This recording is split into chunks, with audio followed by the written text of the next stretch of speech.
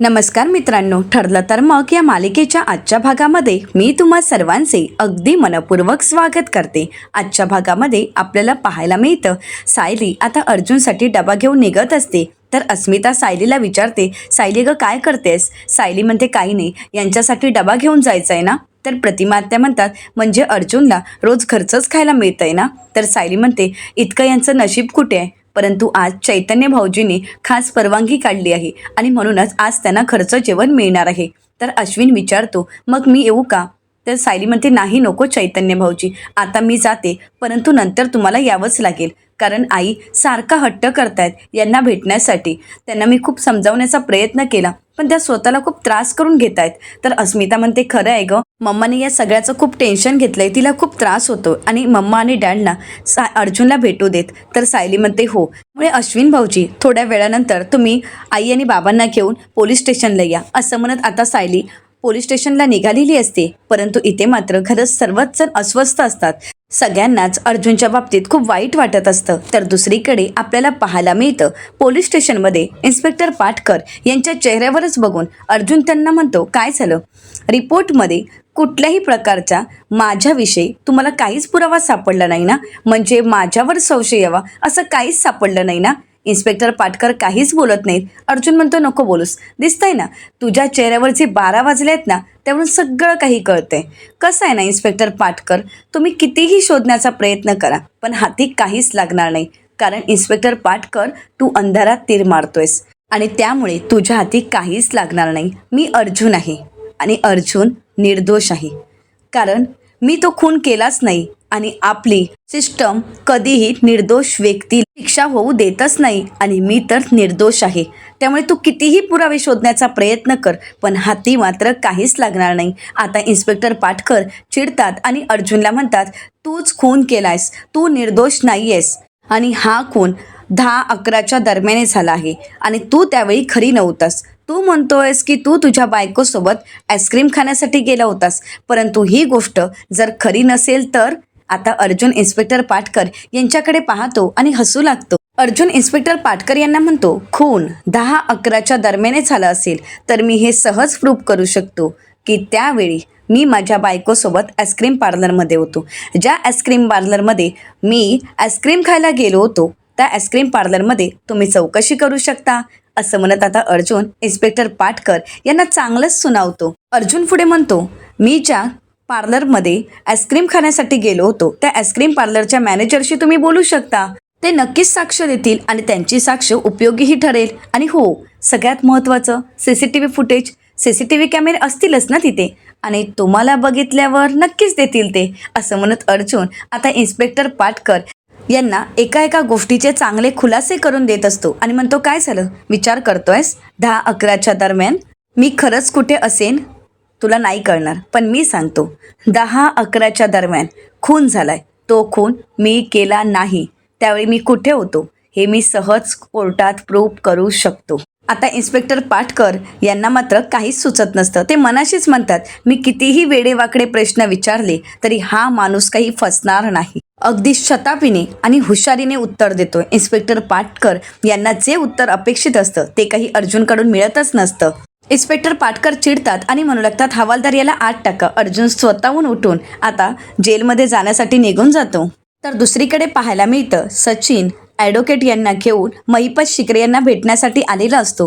आता ॲडव्होकेट महिपत शिकरेंना म्हणतात महिपत साहेब, केसमध्ये काय काय प्रॉब्लेम येऊ शकतात हे आलंय ना तुमच्या लक्षात? तर महिपत शिकरे म्हणतात आलंय माझ्या लक्षात, असे खूप केस लढले आहेत मी, अशा खूप केसेस मी बघितल्या आहेत, त्यामुळे या गोष्टींचं मला काहीच वाटत नाही। तर आता महिपत शिकरेंना सचिन म्हणतो अण्णा आपलं उद्या पहिलं हिअरिंग आहे, देशमाने वकिलांनी जे काही पॉईंट सांगितले आहेत ते नीट लक्षात ठेवा आणि त्याप्रमाणेच उत्तरं द्या। महिपत शिकरे सचिनला म्हणतात काळजी नाही करायची दीक्षित, आम्हाला सोडवण्यासाठी इतका आटापिटा करतो म्हटल्यावर आम्ही तुला विसरणार का? नाही, शक्यच नाही। आता हे सगळं काही नागराजने ऐकलेलं असतं। नागराज सगळं काही ऐकून घेतो आणि मग म्हणतो वा, प्लॅनिंग छान आहे तुमचं, अगदी फर्स्ट क्लास, पण हे सगळं काही महिपतला सोडवण्यासाठी आहे ना? माझं काय, माझ्या बाबतीत काही विचार केलाय की नाही? म्हणजे मला सोडवण्याच्या बाबतीत तुम्ही काय विचार करताय? तर सचिन नागराजला म्हणतो, त्याचं काय आहे ना नागराज अंकल, तुम्हा दोघांना जर एकत्र सोडवण्याचा प्रयत्न केला तर ते सगळ्यांच्या नजरेत येईल आणि मग मात्र तुम्हा दोघांची सुटका करणं कठीण होईल. त्यामुळे आपण असं करूया की अगोदर अण्णांना बाहेर काढण्यावर फोकस करूया. एकदा का अण्णांना बाहेर काढलं की मग तुमच्या कामावर फोकस करायचा. तर महिपत शिकरे म्हणतात, हां, असं सगळं काही करायचं आहे. आणि नाग्या, रे टेन्शन कसलं घेतोयस? टेन्शन घ्यायचं नाही रे नाग्या, दीक्षित म्हणाला ना तो तुला सुद्धा सोडवणार. सचिन अण्णांना म्हणतो, अण्णा एक इश्यू आहे, फक्त थोडी कॅश हवी होती, म्हणजे जजला आणि सरकारी वकिलांना थोडे पैसे देण्यासाठी पैसे हवे होते. तर आता अण्णा म्हणतात रोकड मिळून जाईल, फक्त तो अर्जुन सुभेदार आडवा नाही आला पाहिजे. तर आता सचिन हसतो आणि म्हणू लागतो, त्या अर्जुन सुभेदाराचा काटा परस्परच काढला आहे, कारण त्याला तर एका खुनाच्या आरोपाखाली अटक झाली आहे. आता हे ऐकताच नागराजलाही धक्का बसतो. नागराज म्हणतो, काय बोलतोयस काय? तर महिपत शिकरे सचिनला म्हणतात, अर्जुन सुभेदारने खून केला? आणि कोणाचा? सचिन म्हणतो, नाही, त्याने खून केला नसेल, परंतु खुनाच्या आरोपाखाली त्याला अटक झाली आहे, हे मात्र नक्की. तर दुसरीकडे पाहायला मिळतं, आता अर्जुनने सांगितल्याप्रमाणे अर्जुनला एक स्पेशल रूम दिली जाते. आता त्या स्पेशल रूममध्ये अर्जुनची टीम हजर असते. चैतन्य, इन्स्पेक्टर सावंत आणि सायली सर्वच जण त्या ठिकाणी येतात. आता अर्जुनला तिथे आणलं जातं. आता अर्जुन त्यांना म्हणतो, सगळं इन्व्हेस्टिगेशन चालू आहे ना? मी सांगितला तसा तपास सुरू आहे ना? आता मला सांगा, तपास कुठपर्यंत आला? तर सायली म्हणते, सगळं सांगतो, पण तुम्ही अगोदर खाऊन घ्या. अर्जुन म्हणतो, हे बघा, काय काय पुरावे तुमच्या हाती लागलेत ते अगोदर मला सांगा. तर आता चैतन्य म्हणतो, अर्जुन, आम्ही तुला सगळं काही सांगणार आहोत, पण सायली वहिनी सांगते ते प्लीज ऐकून घे ना. आता सायली म्हणते, बसा, अगोदर जेवायला बसा.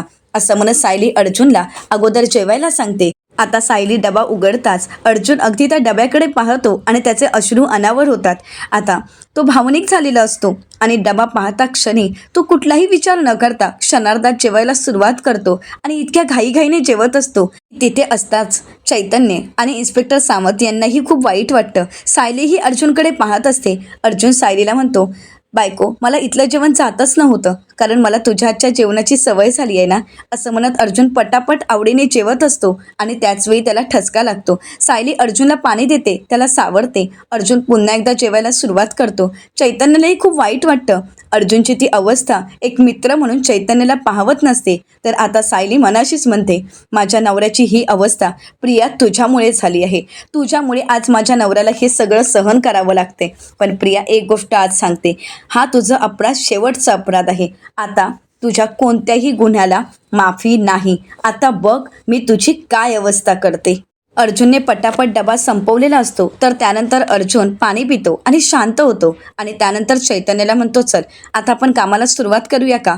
बोल, तुला काय काय इन्फॉर्मेशन मिळाली आहे? तर चैतन्य अगदी सुरुवातीपासून अर्जुनला सांगू लागतो आणि म्हणतो, अगोदर मी तुझं वकीलपत्र बनवलं आहे. तुझ्या या केसचा तूच तुझा वकील असणार आहेस आणि ऑफकोर्स मी तुझा नेहमीप्रमाणेच असोसिएट. असं म्हणत आता चैतन्य अर्जुनच्या समोर त्याचं वकीलपत्र देतो. आता अर्जुन वकीलपत्र चेक करतो, तपासून पाहतो आणि त्यानंतर चैतन्याला म्हणतो, बरं आता मला सांगा की तुमच्या हाती काय काय माहिती सापडली आहे? तर चैतन्य म्हणतो, बरं, माझं रविराज सरांशी बोलणं झालं आणि त्यांना अशी माहिती मिळाली आहे की या केससाठी जे जज आहेत ते श्रीकांत जमाद आहेत. ते अगोदर वकील होते आणि त्यानंतर ते कोर्टाचे जज झाले आहेत आणि त्यांच्याबद्दलची सगळी माहिती यामध्ये आहेच. असं म्हणत आता चैतन्य त्यांची सगळी इन्फॉर्मेशन अर्जुनला सांगतो. तर अर्जुन म्हणतो, बरं ठीक आहे, परंतु सरकारी वकील कोण आहे? तर आता चैतन्य म्हणतो, त्यांचं नाव आहे निरंजन प्रभू. तर अर्जुन म्हणतो, बरं. तर आता चैतन्य म्हणतो, या ॲडव्होकेटना प्रायव्हेट प्रॅक्टिस करणाऱ्या वकिलांचा राग आहे. तर अर्जुन म्हणतो, हो, माहीत आहे मला याबद्दल, मी ओळखतोय त्यांना, डोंट वरी, काहीच प्रॉब्लेम होणार नाही. आता अर्जुन इन्स्पेक्टर सावंत यांना म्हणतो, बरं इन्स्पेक्टर सावंत, तुम्हाला काही कळलं आहे का? तर आता अर्जुनला ते म्हणू लागतात, हो सर, पाटकरला कळलं आहे की तुम्ही शांताला एका सुरक्षित ठिकाणी ठेवलं होतं आणि त्या संदर्भात तुम्हाला नक्कीच प्रश्न विचारले जातील. अर्जुन म्हणतो, याचा अंदाज होताच मला, त्यामुळे मी याचीही तयारी पूर्ण केली आहे. कारण शांता मावशी आणि माझ्यामध्ये एक दिवस बोलणं झालं होतं आणि त्याचवेळी मला माहीत होतं हे कधीतरी उपयोगी ठरेलच आणि तो पुरावा म्हणून आपल्याला उपयोगी ठरणारच आहे. तर सायली विचारते की अशा कोणत्या विषयावर बोलणं झालं होतं? तर अर्जुन म्हणू लागतो, शांता मावशी, त्यांचा नवरा दारू पितो आणि म्हणूनच शांता मावशी आणि त्यांचा नवरा गेली कित्येक वर्ष वेगळे राहत आहेत. कारण शांता मावशींचा नवरा दारू पिऊन त्यांना खूप मारहाण करायचा आणि हा पुरावा आपल्यासाठी खूप महत्त्वाचा ठरणार आहे. तर अर्जुन चैतन्याला म्हणतो, चैतन्य, आता तू शांताच्या नवऱ्याचा शोध घ्यायचा आहे. तर त्यानंतर इन्स्पेक्टर सावंत अर्जुनला म्हणतात, सर, ज्या ठिकाणावरून तुम्हाला अरेस्ट झाली त्या ठिकाणाचे CCTV फुटेज मी चेक केले आणि एक धक्कादायक खुलासा झाला आहे, असं म्हणत आता ते CCTV फुटेज चैतन्याला दाखवतात.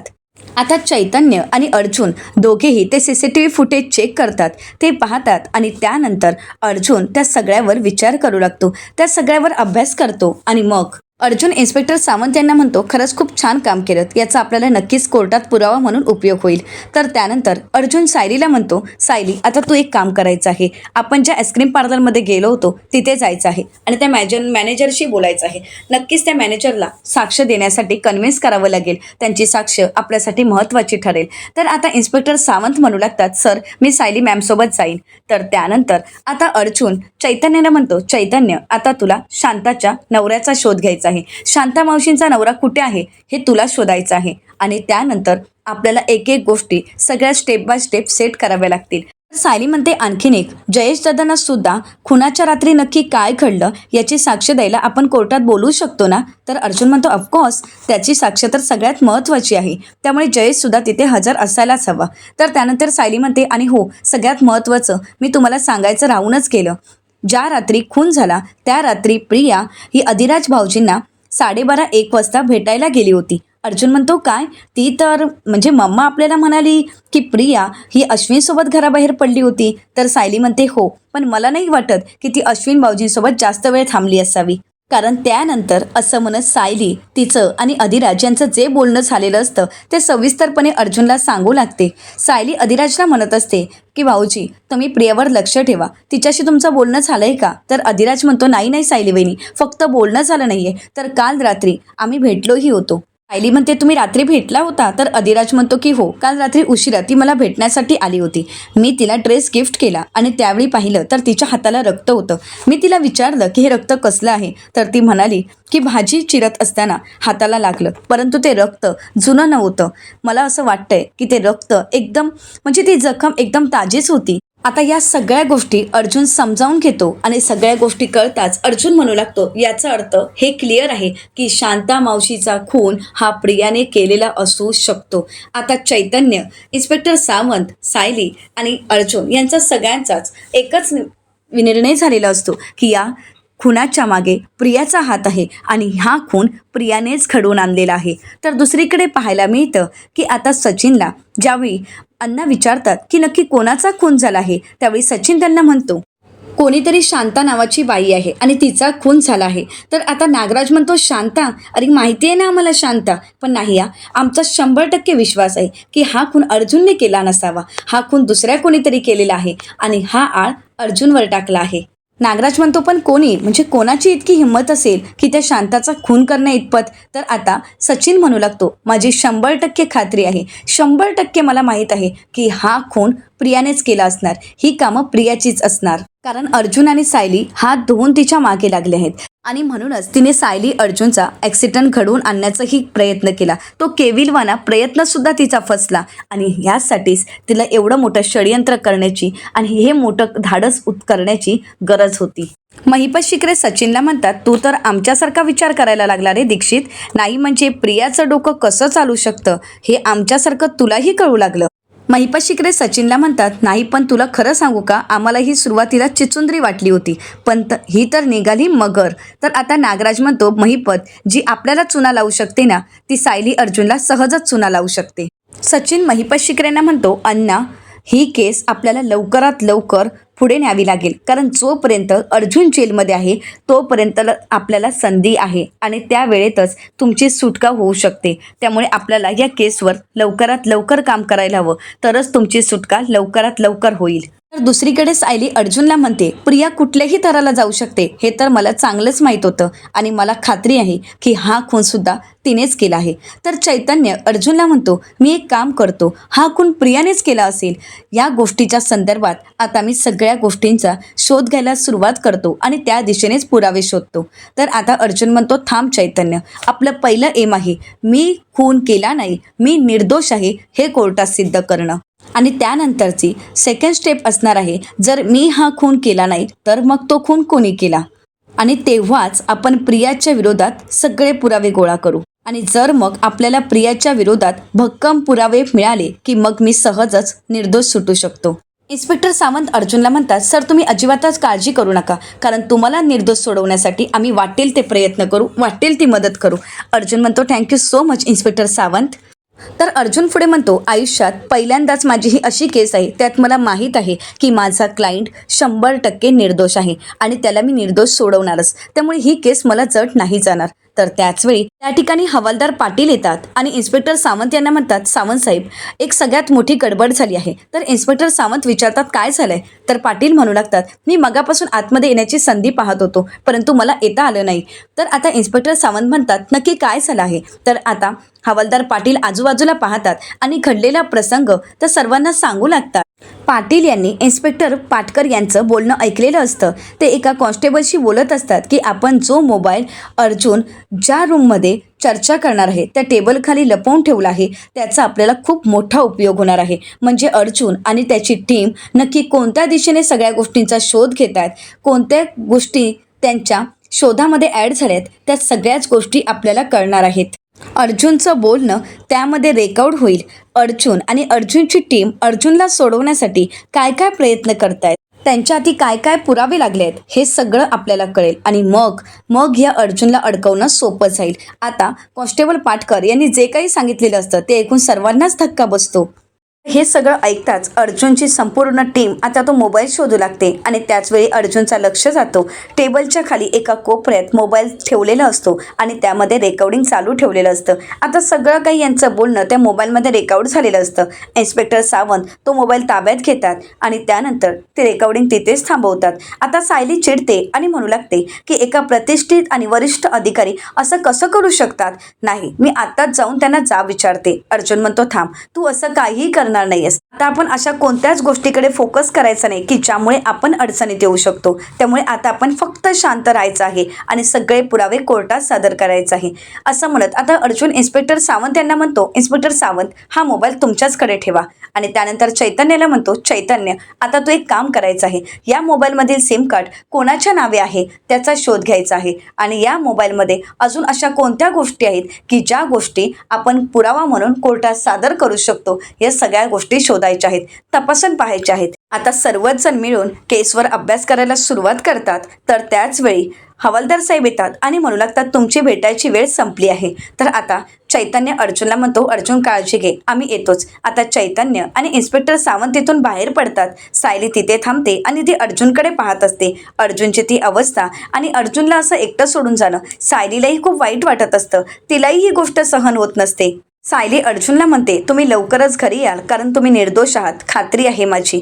तर आता अर्जुन म्हणतो, माझी सुद्धा. आणि एका निर्दोष व्यक्तीला जास्त दिवस असं जेलमध्ये ठेवता येणार नाही, माहीत आहे ना तुला? तर सायली म्हणते, हो येते मी. असं म्हणत आता सायली तिथून निघालेली असते.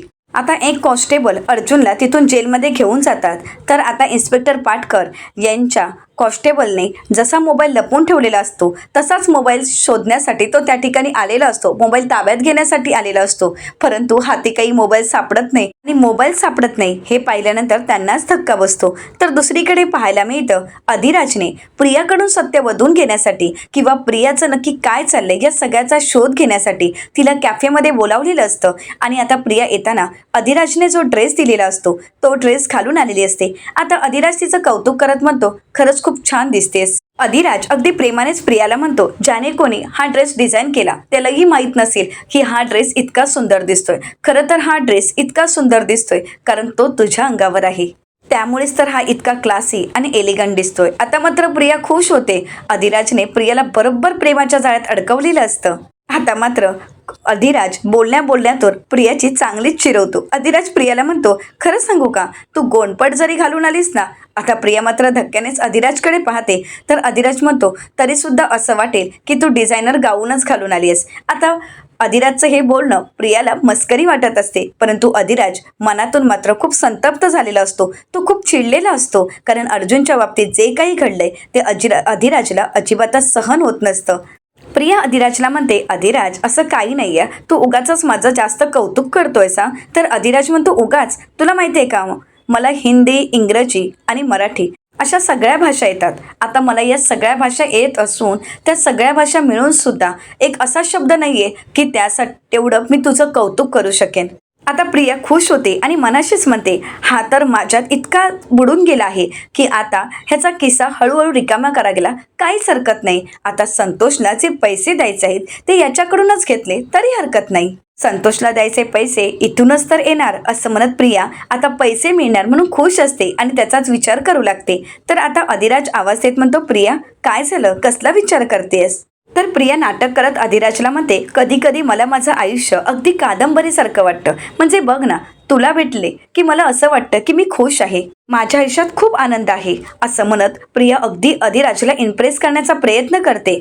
आणि मग घरी गेले की सगळं मात्र शांत होतं. त्यावेळी मला जाणीव होते की माझ्या आयुष्यात आनंद नाहीच आहे, फक्त दुःख आहे. आता अधिराज प्रियाला विचारतो, काय झालंय, घरी काही प्रॉब्लेम आहे का? तर प्रिया पुन्हा एकदा खोटं बोलत अधिराजकडून पैसे घेण्यासाठी म्हणते, हो, माझ्यासमोर तर संकटांचा डोंगरच आहे. म्हणजे बघ ना, आईचं ऑपरेशन करायचं आहे, बहिणीच्या स्कूलची फी भरायची आहे, फी भरली नाही तर तिला परीक्षेला बसता येणार नाही, आणि छोटा भाऊ त्याला एका प्रोजेक्टसाठी दिल्लीला जायचं आहे. प्रिया अधिराजला दाखवून देते आणि म्हणते, पण मला नाही वाटत की एवढा खर्च मी उचलू शकेन. त्यामुळे इतकंच होईल की माझ्या भावाला दिल्लीला जायची जी संधी मिळत आहे ती संधी मात्र हुकेल. आणि आईचा तर जीव जात असताना मी फक्त हतबल होऊन तिच्याकडे फक्त बघत बसेन, कारण माझ्याकडे दुसरा कुठला पर्यायच नसेल, कारण एवढे पैसे तर माझ्याकडे अजिबातच नाहीत. तर अधिराज प्रियाला म्हणतो, मी आहे ना, मग काय एवढा विचार करतेस? प्रिया, मी आहे तुझ्यासोबत, बोल किती पैसे लागतील? तर प्रिया नाटकी आता बोलू लागते, हे सगळं करायला किमान 3-4 लाख तरी लागतीलच. अधिराज लगेच आपला चेक काढतो आणि त्यावर अमाऊंट लिहितो आणि सही करत असतो. आणि हे पाहून मात्र प्रियाचे डोळेच फिरतात. तर दुसरीकडे पाहायला मिळतं, इथे पोलीस स्टेशनला सायली अर्जुनला म्हणू लागते, अहो, तुम्हाला भेटण्यासाठी अश्विन भाऊजी आईंना घेऊन येतच असतील. अर्जुन म्हणतो, काय मम्मा इथे? सायली, अगं तुला माहीत आहे ना तिला किती त्रास होईल, मग तू तिला इथे का घेऊन येतेस? सायली म्हणते, मग मी काय करू? आई ऐकायला तयारच नाहीत. त्या खूप हट्ट करत होत्या, त्यांना खूप त्रास होत होता आणि मला तो त्रास पाहावत नव्हता, म्हणून म्हटलं बरं ठीक आहे, एकदा तुम्हाला भेटायला येऊ देत. आता अर्जुन काही बोलणार, परंतु त्याच वेळी कल्पना ताई त्या ठिकाणी आलेल्या असतात. आता आपल्या मुलाची ती अवस्था पाहून एका आईची जी अवस्था होते तीच कल्पनाताईंची ही झालेली असते. कल्पनाताईंचे डोळे पाणावतात, आपल्या मुलाची ती अवस्था त्यांना पाहावत नाही. कल्पनाताई अर्जुनच्या गालावरून मायेनेच हात फिरवतात आणि म्हणू लागतात, अर्जुन बाळा, तुझा चेहरा किती ओढल्यासारखा वाटतोय रे. आत्तापर्यंत गुन्हेगारांना जेलमध्ये पाठवणारा माझा मुलगा आज स्वतः जेलमध्ये आहे. असं म्हणत त्या खूप रडू लागतात. आता अर्जुनलाही खूप वाईट वाटत असतं. अश्विन म्हणू लागतो, मम्मा तू शांत हो. कल्पनाताई अर्जुनचा हात हातात घेतात आणि खूप रडू लागतात. तर अर्जुन म्हणतो, मम्मा तू शांत हो, तू स्वतःला त्रास करून घेऊ नकोस मम्मा. तर सायली कल्पनाताईंना सावरत म्हणते, आई, लवकरच आपण यांना बाहेर काढणार आहोत, तुमचा आहे ना माझ्यावर विश्वास? तर कल्पनाताई म्हणतात, आहे ग विश्वास, पण मला हे सगळं काही सहन होत नाहीये, त्याला मी तरी काय करू? तर दुसरीकडे आपल्याला कॅफेमध्ये पाहायला मिळतं, अधिराज प्रियाच्या हातात चेक देतो आणि म्हणतो, 5 लाखाचा चेक, यामध्ये तुझ्या आईचं ऑपरेशन, बहिणीच्या स्कूलची फी आणि भावाचा दिल्लीचा प्रोजेक्ट, ही तिन्ही कामं होतील. आता प्रिया मात्र खुश होते. आता प्रिया लगेच अधिराजला मिठी मारते आणि म्हणते, अधिराज, तू अगदी देवासारखा धावून आलायस रे. अरे, माझ्या माणसांची किती काळजी करतोयस, किती मदत करतोयस तू माझ्या माणसांना. तर अधिराज म्हणतो, तुझी माणसं ती माझी सुद्धा माणसं आहेत, ते माझं सुद्धा कुटुंब आहे, त्यामुळे यापुढे असा विचार नाही करायचा. आपल्या कुटुंबाला जे लागेल ते सगळं काही मी करायला तयार आहे, तू अजिबात काळजी करू नकोस. आता एकीकडे अधिराजने कॅमेरा ठेवलेला असतो आणि सगळं बोलणं त्यामध्ये शूट होत असतं, सगळ्या मोमेंट त्यामध्ये शूट होत असतात, सगळं काही कॅप्चर होत असतं, परंतु प्रियाला मात्र काहीच माहीत नसतं.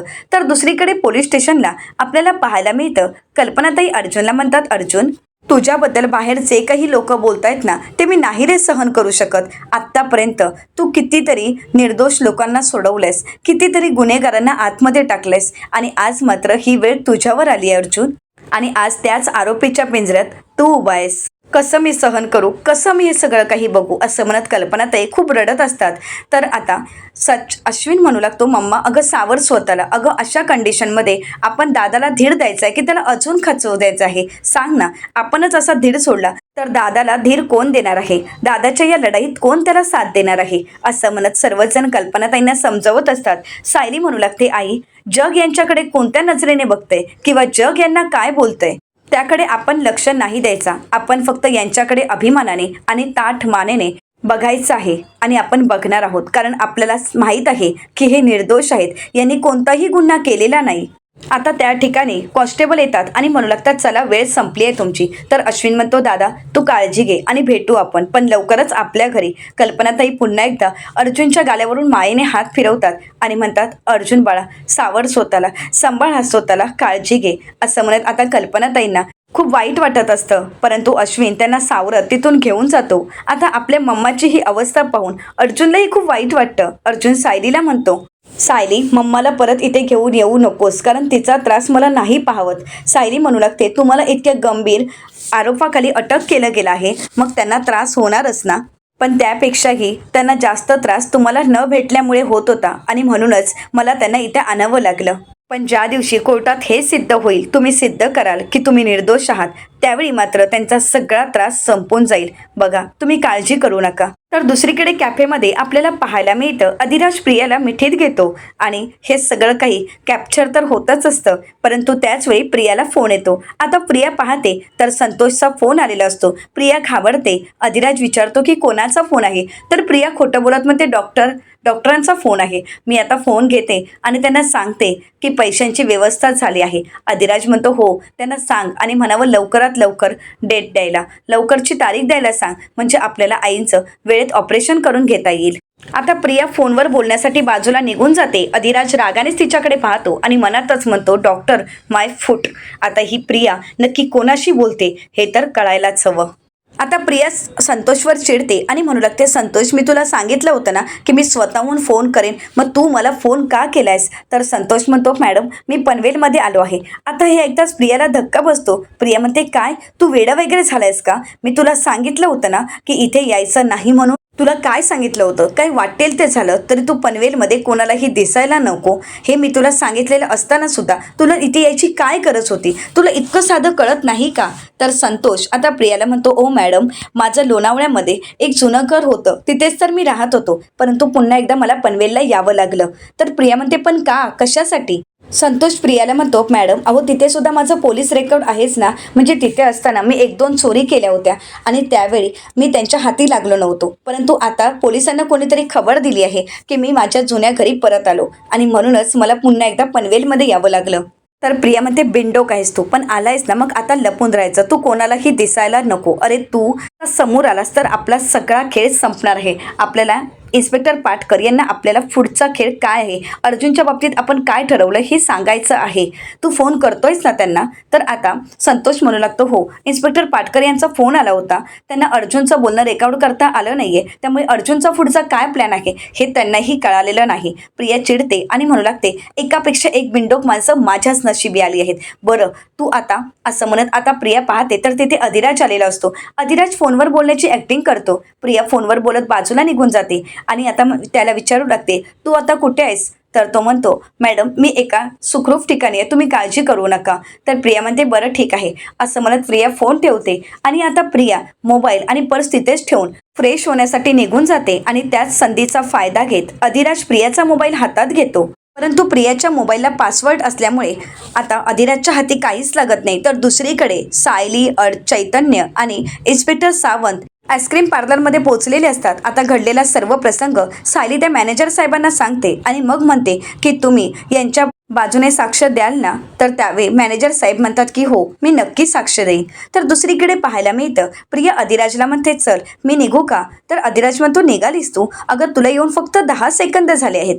तर आता प्रिया म्हणते, अरे 10 सेकंद काय, आपण खूप वेळ गप्पा मारले आहेत. अधिराज म्हणतो, आपण 10 तास जरी गप्पा मारत बसलो ना तरी ते माझ्यासाठी कमीच आहे, कारण मला तुझ्यासोबत कायम असं बोलत राहावं असं वाटतं. तो वेळ खरंच खूप कमी होईल. तर आता प्रिया म्हणू लागते, पुढे आता मला घरी निघावं लागेल. असं म्हणत आता प्रियाचं काम तर झालेलं असतं, प्रियाला पैसे मिळालेले असतात, त्यामुळे प्रिया लगेच आपली पर्स घेते आणि तिथून निघत असते. अधिराज म्हणतो, प्रिया थांब, मला तुझ्याशी जे काही बोलायचं आहे ते खरंच खूप महत्त्वाचं बोलायचं आहे, प्लीज थांब ना. प्रिया म्हणते, अधिराज काय झालंय? अरे जे काही बोलायचं असेल ते पटकन बोल, कारण मी घरी जर वेळेत नाही पोचले तर खूप मोठा प्रॉब्लेम होईल रे. नंतर एक काम करूयात ना, तुला जे काही बोलायचंय ते आपण नंतर बोलूयात. तर अधिराज म्हणतो, नाही प्रिया, मला जे काही बोलायचंय ते आजच बोलायचं आहे. आणि मला तुझ्याशी जे काही बोलायचं आहे त्यापेक्षा आता या क्षणाला मला काहीच महत्त्वाचं नाही आहे प्रिया.